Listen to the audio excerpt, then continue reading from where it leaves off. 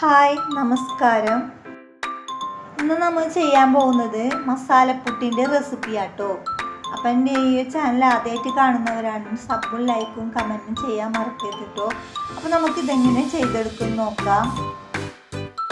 ഇനി നമുക്ക് പുട്ട് റെഡിയാക്കി എടുക്കാം. അപ്പോൾ പുട്ട് റെഡിയാക്കുന്ന സമയത്ത് നമ്മൾ വെള്ളത്തിൻ്റെ അളവ് കുറവാണ് എടുക്കേണ്ടത്.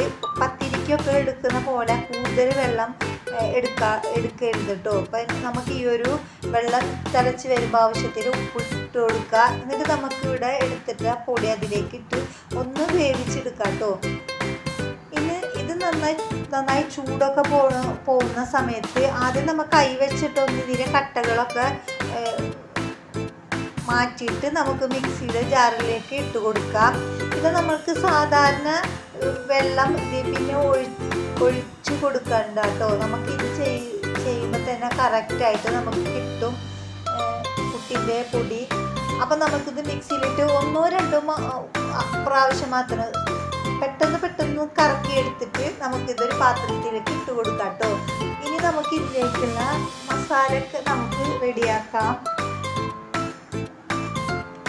അതിനൊരു പാത്രം ചൂടാകുമ്പോൾ അതിലേക്ക് സ്വല്പം ഓയിലോ വെളിച്ചെണ്ണോ നെയ്യോ എന്തും വേണമെങ്കിൽ നമുക്ക് ഒഴിച്ച് കൊടുക്കാം കേട്ടോ. എന്നിട്ട് അതിലേക്ക് നമുക്കൊരു സവാള ഞാൻ എടുത്തിട്ടുണ്ട്.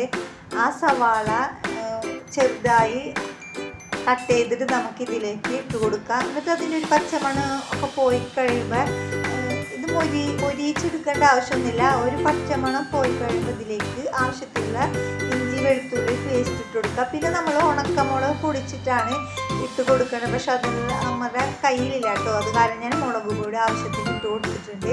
പിന്നെ ഇതിലേക്ക് ഒരു ക്യാരറ്റ് ഗ്രേറ്റ് ചെയ്ത് അതും ഇട്ട് കൊടുത്തിട്ട്. അപ്പോൾ ഈ ക്യാരറ്റൊക്കെ ഇടുന്ന സമയത്ത് നമുക്ക് സിമ്മ് ഓഫാക്കിയിട്ട് വേണം നമുക്കിത് മിക്സ് ചെയ്തെടുക്കാം. പിന്നെ നമ്മൾക്കിതിലെ വേപ്പിലയും ഇട്ട് കൊടുത്തിട്ട് പിന്നെ മല്ലിയുടെ ഇലയും കുറച്ച് ഇട്ട് കൊടുത്തിട്ട് നല്ലൊരു സ്മെല്ലും ടേസ്റ്റും ഒക്കെ കിട്ടും. പിന്നെ ഇതിലേക്ക് നമുക്ക് സ്വല്പം ഡാൽഡ ചേർത്ത് കൊടുക്കാം.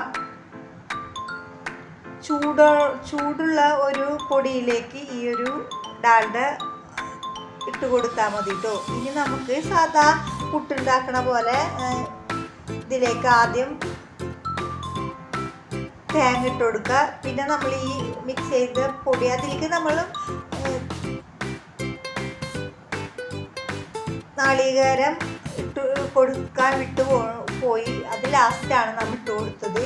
ഇനി നമ്മൾ സാധാ പുട്ടുണ്ടാക്കുന്ന പോലെ ഓരോ ലെയറായിട്ട് ഉണ്ടാക്കിയിട്ട് നമുക്ക് ഇതൊന്ന് ആവിയേറ്റ് എടുക്കാം കേട്ടോ. ഈ ഒരു പുട്ടിലേക്ക് വേറെ കറിയുടെ ആവശ്യമൊന്നുമില്ല, എന്നാലും നമുക്ക് കഴിക്കാം കേട്ടോ.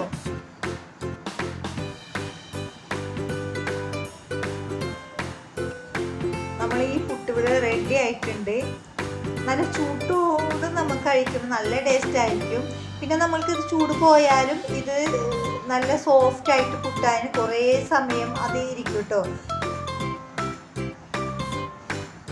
അപ്പം നമ്മുടെ മസാലപ്പുട്ട് ഇവിടെ റെഡി ആയിട്ടുണ്ട്. അപ്പം എല്ലാവരും ഒരു വട്ടമെങ്കിലും ഈ ഒരു മസാലപ്പുട്ട് റെഡിയാക്കി നോക്കട്ടോ. പുതിയൊരു വീഡിയോ വരുന്നത് വരെ എല്ലാവർക്കും അസ്സലാമു അലൈക്കും.